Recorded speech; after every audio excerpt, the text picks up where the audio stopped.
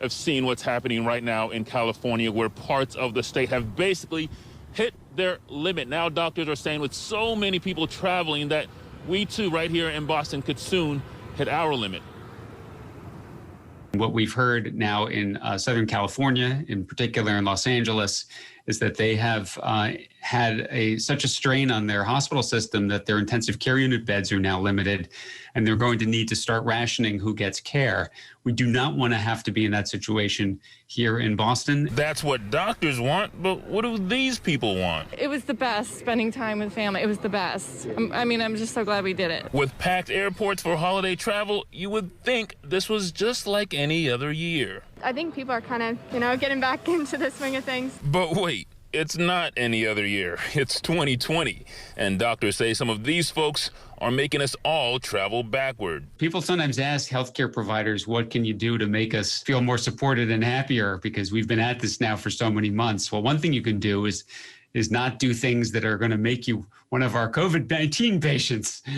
So we'd like you to actually limit your travel, if at all possible. Limit your get-togethers. Doctors fear this cluster of people will lead to a cluster of cases. These holidays occur during the late fall and winter months.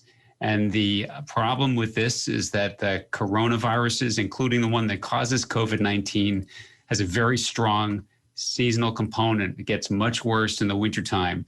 So the contribution of the season, plus the travel, plus the holiday get-togethers are all combining to make our case numbers increase. And take a look at how much the numbers are increasing. Coming off the Thanksgiving holiday, COVID has already killed more Americans in December than any other month this year. We're still in the same season, still have the same fatigue, and now we have two holidays. We have Christmas and New Year's. What do we think it's going to look like in 2 weeks? We're worried that this will increase our hospitalizations so much that we have to do what we did in the spring, which is essentially shut down to other care. We didn't want to do that.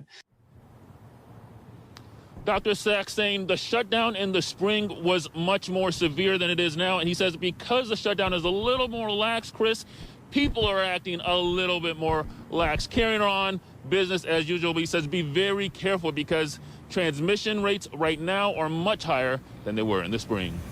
Yeah, indeed. All right, Wale, you're live at Logan tonight. A lot of people, of course, flying. How much do doctors link flying and COVID? Listen, the doctors say flying or traveling by any means is antithetical to slowing the spread of the virus. Dr. Sax also highlighting the fact that in the springtime, the high transmission rates were very regional, places like the Northeast, Philadelphia, D.C., Chicago. And then in the summertime, we saw it down south. He says right now, high transmission rates are just about everywhere. Yeah,